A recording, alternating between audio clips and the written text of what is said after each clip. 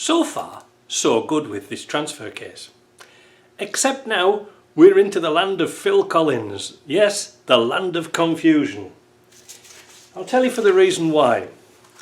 I'm going to start to put the front cover together with the bearing, the seal and the shaft. I'll do that in a minute, but what is confusing is the next stage.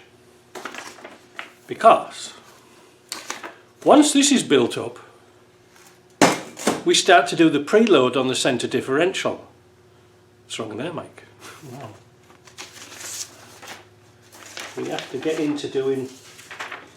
I was using the fairly recent book for the LT230, and now it's asking for gauges, shims, not so much shims, but gauges and special tools that we haven't got. So, fortunately, on the memory stick, we have an alternative. I have a very old book here of the LT230T here, and we're going to start to follow this one. Why? Because it doesn't need no special tools. What it's asking for, my printer won't print it out properly, but we'll get to it. Wait a minute. Ah, there. We set the preload up with a cord and a spring balance. Much simpler. So, putting this end cover together, this front cover, is kind of easy. Now what they're asking for is kind of unusual. To knock this cap out and we put the shaft through this way. I think I'll do it like that because it seems a lot easier. The shim fits in here with the bearing, which means we might have to take it in and out a few times to get it right, if you see what I mean. We don't want it too tight, but it'll tell us that later. So what I'm going to do is I'm going to knock that cap out of there. I'm going to fit the bearing, fit the shaft. If there's anything untowards, I'll let you know, but basically that's the shaft with the spacer on, and it says papers everywhere. Wait a minute, hang on, I've lost my bit of paper. Left the paper on my desk. What you're going to have to do is just combine both manuals together, or watch this video and see if you can pick any bones out of it. This is the next bit we've got to do. This is the front shaft, and this is what they're saying. This little chamfer goes towards the threads. Don't put it the other way around. So, I'm going to do the same as the front. I'm going to assemble the bearing. And then press the shaft in, and then fit the seal. I don't know why they say fit the seal and then press the bearing in. But here we go.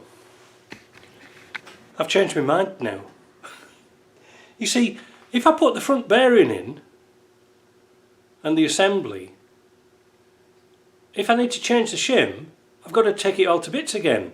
Well, that's pretty pointless, isn't it? Because you see, the bearing's in there, the front bearing's in there, and then the shim and the bearing race, the outer race, goes here. Well, how am I supposed to knock it out? You've got to take it all to bits again. Pointless. So I'm going to take the bearing out again, put it together, measure the tension. I think that's the way to do it. This doesn't make any sense, because otherwise you're going to be here all day taking things to bits and putting them back together again. So what I've done now, I've installed the outer race of the bearing for the differential, and you'll have to set it like 1 millimetre lower than the surface, and the reason for that is there is a lip here. You see it?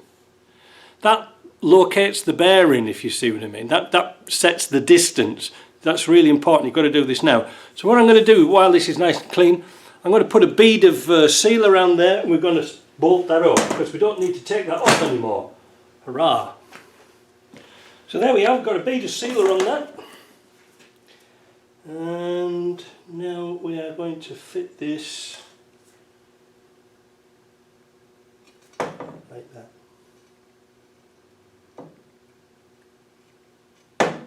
Yeah, just like that. I'm going to get some bolts, going to tighten them down. And what next? I had to do something else. Can't remember what it was now. Yeah, so that's going to be good. Yeah, let me get some bolts into there. So we're going to tighten all the bolts up. I already started some, but I couldn't get into everything. Did that one. It was these back ends I couldn't get into to get an extension. So we tightened them down to 45 Newton meters.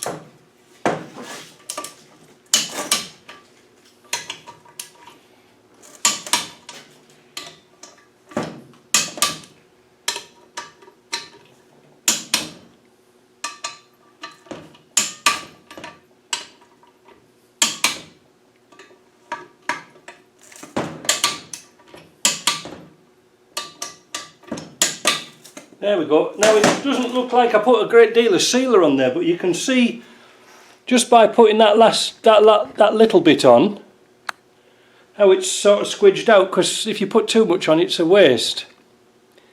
So the next thing, God, I didn't think we'd have that much stuff on the bench. We can locate the centre differential in here, but first of all we've got to locate the selector fork. Where on earth is that? Right, it's here in my hand. So we're just going to put some oil on. Make sure it's all lubed up. And we're going to fit it. This is where it gets a bit tricky. Put some oil in the hole up there. There we go. I don't want to get oil on the outside for the gasket. Right. Oh, I'll put some oil on this bearing.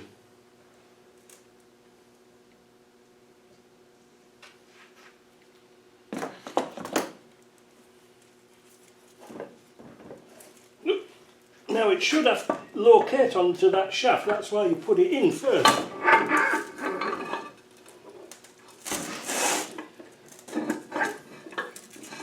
Oh, it's as easy as that.